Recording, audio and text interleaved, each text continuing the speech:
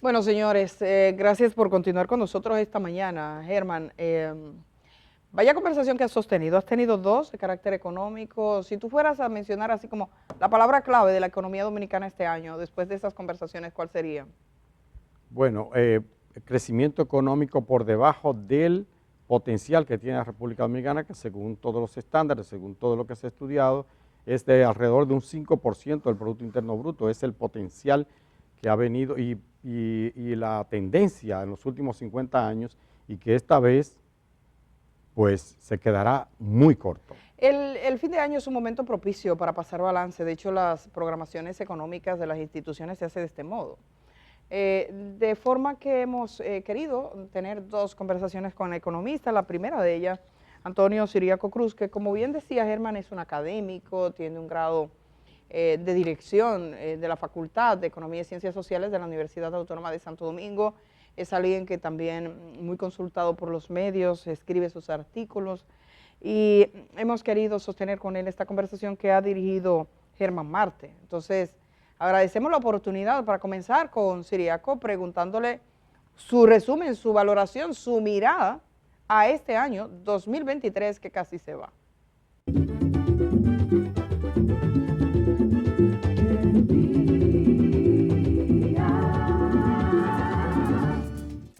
Gracias por continuar con su programa El Día. Estamos en la recta final de este 2023 y nos parece que es un momento oportuno para hacer una especie de balance. Si usted no evalúa lo que ha pasado con su vida, lo que pasa en el trayecto que ha recorrido, usted probablemente no pueda enderezar el rumbo. Pues para hacer una evaluación justo del punto de vista económico, nos acompaña, creo que para mí es una persona de las más autorizadas en esa materia. Él es el decano de la Facultad de Ciencias Económicas y Sociales de la Universidad Autónoma de Santo Domingo. Ya saben que estoy hablando del doctor Antonio Ciriaco Cruz. Muy buenos días, doctor. Buenos días, Germán. Siempre es un placer estar contigo ya en los finales de este año. Y nada, estamos siempre a la disposición. El placer es mío, doctor, créalo. Gracias. Bueno, le hemos invitado al doctor Ciriaco Cruz para que nos haga una especie de balance de este 2023. ¿Cómo catalogaría usted, cómo definiría este año? ¿Cómo lo evalúa la academia? Este es un año, evidentemente, que la economía dominicana va a terminar con un crecimiento menor que el crecimiento que tuvo en el 2022, pero no solamente la actividad económica dominicana, sino también que a nivel global el mundo va a tener un menor crecimiento. Diferentes razones han ocurrido. Todos sabemos que a partir del año 2022, finales del 2022, los gobiernos, los bancos centrales han venido lidiando con el tema de la inflación. O sea, la inflación ha sido un fenómeno que surgió post-pandémico con el tema en primer momento de la disrupción de la cadena de suministro, también surgió con, o se atizó en febrero del año 2022 con el tema de la guerra de Rusia y Ucrania.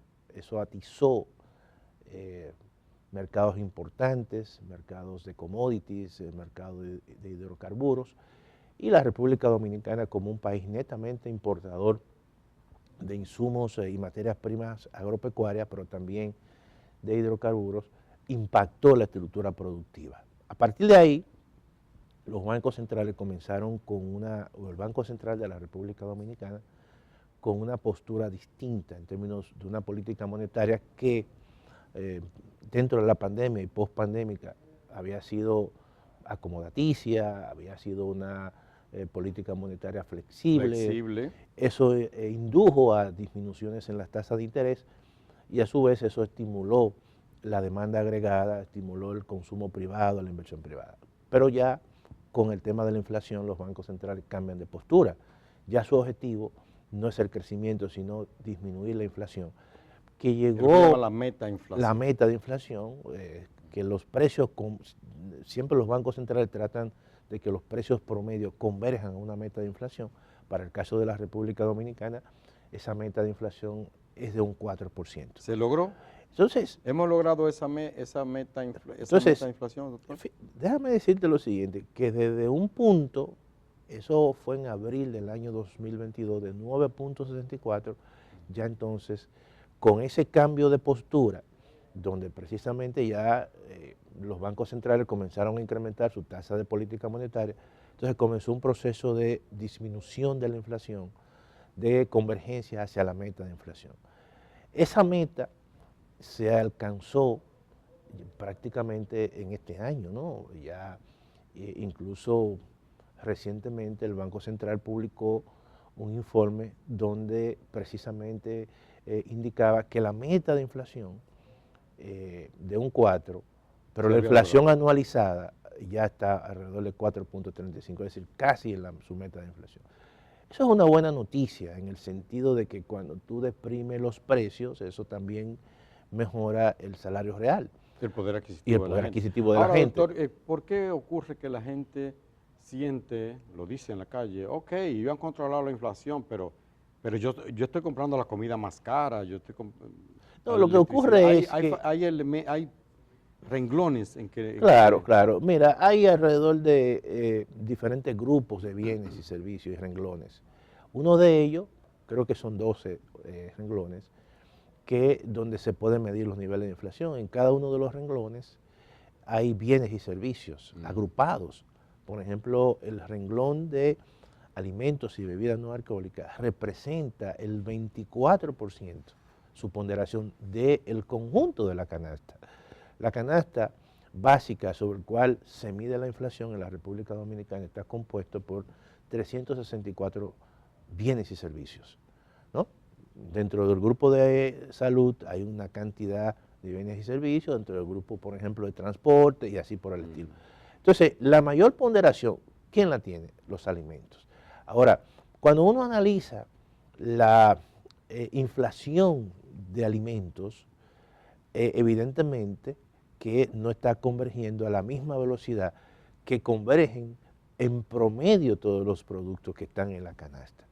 Cuando el Banco Central dice que la inflación está convergiendo a su meta de inflación de un 4 y que es la suma de todos. De todos, es el promedio. Entonces estamos hablando de una inflación anualizada del promedio de todos los bienes y servicios, que está ahora mismo en 4.35. Pero cuando uno compara la inflación del grupo de alimentos y bebidas no alcohólicas, es alrededor de 8.48. Eso significa que casi es el doble. Por eso es que cuando la gente va al supermercado, siente que el precio de los alimentos todavía tiene un peso importante en su salario y le golpea en los salarios. Sí. Entonces, es normal que la gente se queje cuando va al supermercado.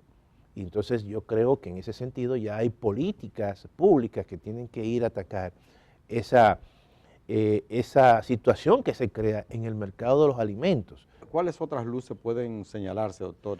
Mira, yo creo que, por ejemplo, en ese proceso de lucha contra la inflación, también hay que mencionar lo siguiente. Yo creo que el gobierno hizo un esfuerzo importante, y yo creo que es una luz, de contener todo el tema del incremento de precios de manera mucho más allá de lo que ocurrió. Yo creo que aquí se ha establecido una red de subsidios que en cierta manera ha contenido incrementos más allá de lo que ha ocurrido.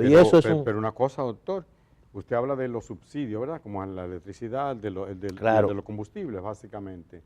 Pero es sostenible en el tiempo ese método. No es sostenible, pero tú tienes que buscar la forma de que esos incrementos no se transmitan de manera fuerte. Es como un amortiguador. Entonces tú tienes que establecer una especie de amortiguador de tal manera de que eso en cierta manera no impacte de manera muy directa a los grupos vulnerables. En ese sentido, aquí se ha establecido una red de apoyo social que en cierta manera ha permitido cierto nivel de amortiguamiento de esos choques externos a los grupos que son vulnerables. Está Y ese- eso, está y ese eso, punto y eso del- es un elemento que yo Ujú. creo que hay que señalarlo como positivo, o sea, un esfuerzo que están haciendo las autoridades precisamente para evitar que esos choques sean muy fuertes a nivel de los grupos de bajos ingresos. Y a nivel de las sombras, ¿cómo usted ve la parte oscura, digamos, de este año, desde el punto de vista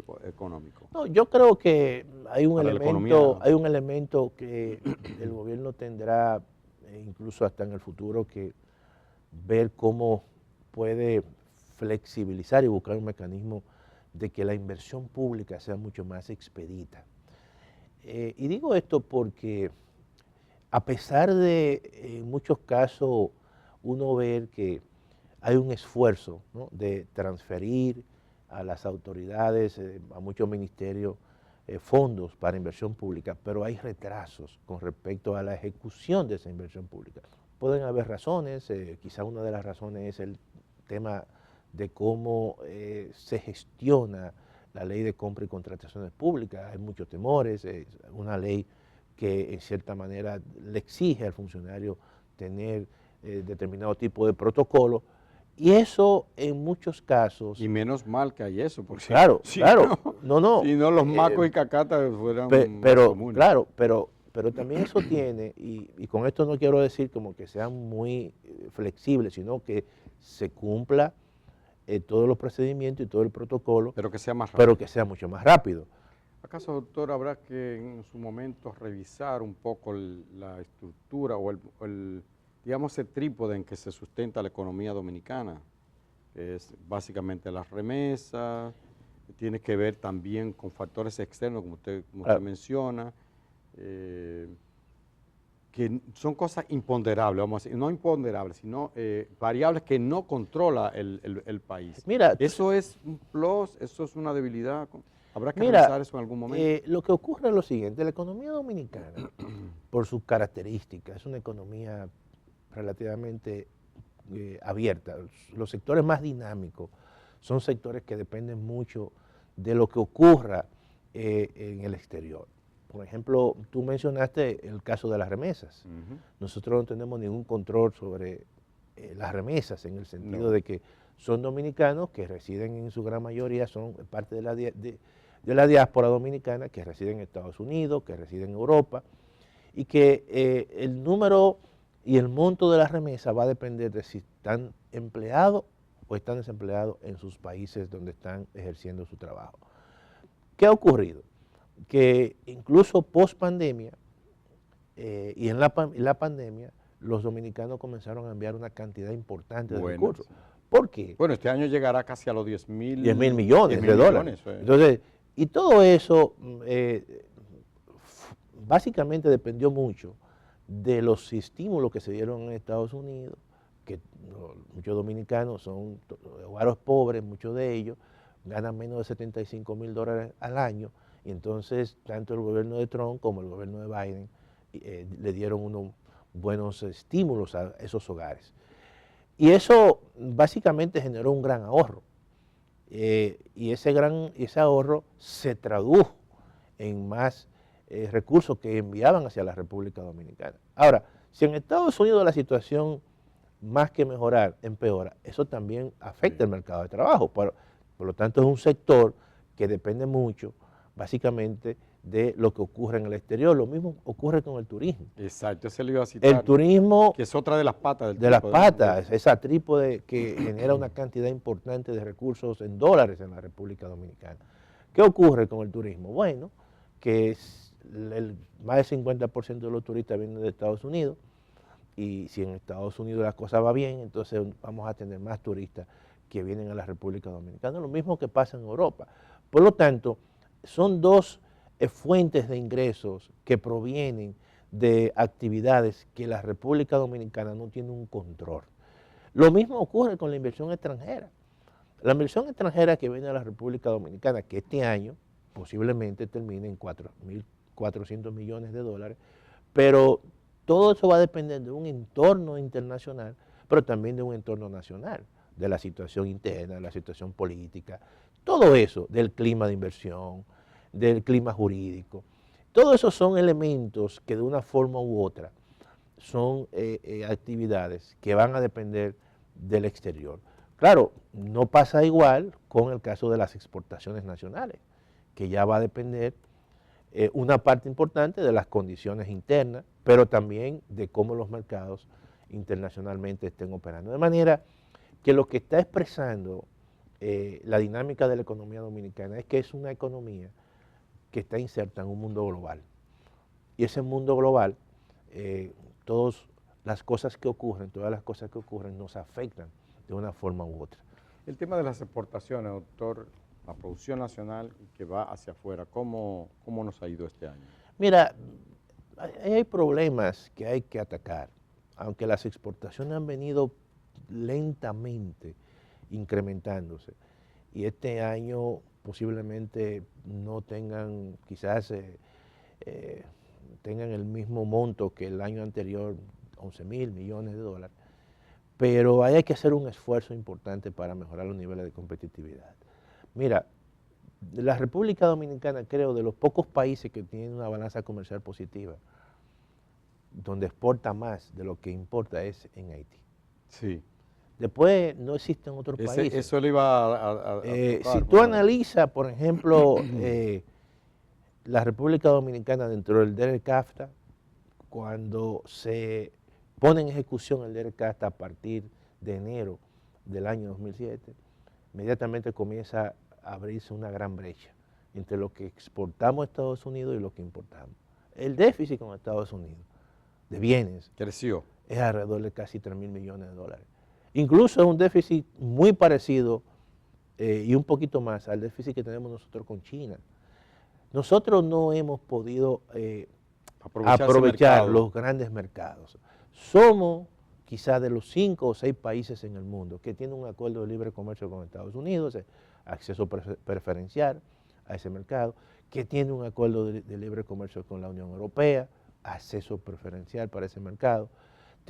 Restablecimos relaciones con China, que es un gran mercado, y no hemos podido aprovechar el acceso a esos mercados importantes. Entonces, ¿qué es lo que está eso expresando? Bueno, que tenemos problemas internos de productividad, de competitividad. Nuestro aparato productivo, de que no hemos podido, quizás condiciones de costos que hacen que los costos, los precios de nuestros bienes en el exterior no reflejen los niveles de competitividad.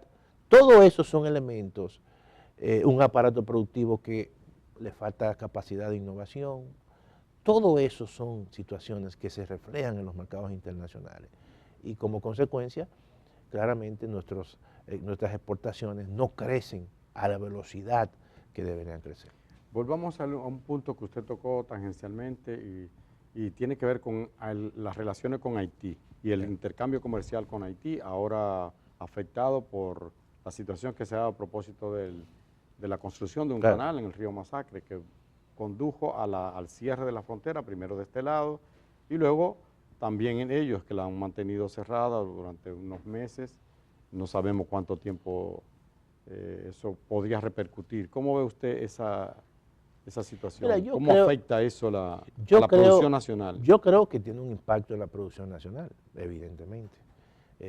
Como he dicho, incluso escribí sobre ese particular, es una relación de perder al cerrar la frontera. Yo creo que ese debió ser quizá el último paso, el paso mucho más extremo, porque la República Dominicana, hay productores dominicanos que dependen básicamente de ese mercado y que estamos básicamente rompiendo o retrasando un flujo comercial que sobrepasa los 1.100 millones de dólares. Por lo tanto, también eso le genera presión interna a la República Dominicana porque tendrá que subsidiar a esos productores. Yo creo que, y siempre lo he dicho, que la mejor manera de resolver ese problema es siempre mantenerse en el diálogo.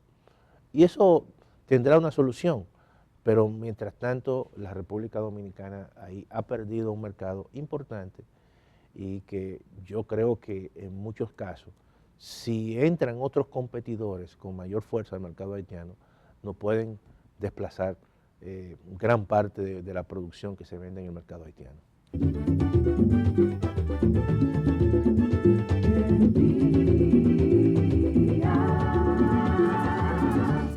Bueno, gracias a Germán que preparó esta conversación con Ciriaco Cruz. Y cuando regresemos, Germán, tuviste una conversación también con Apolinar Veloz.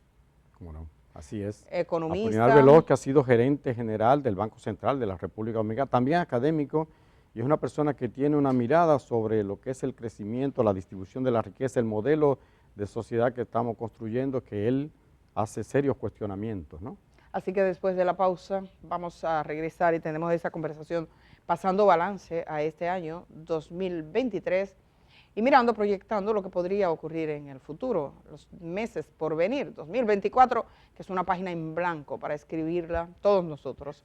Nos fuimos al cambio, señor director, regresamos de una vez. Buenos días.